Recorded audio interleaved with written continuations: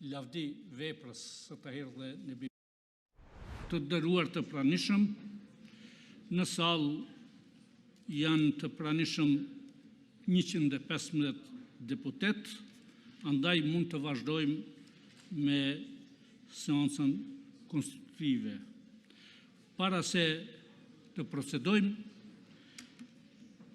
sot është 24 vjetori i rënjes së Tahir dhe Nebi Mehës në përleshje me policinë okupatore të Serbisë, andaj juftoj që të dy dëshmorët të nderojmë me 1 minutë heshtje.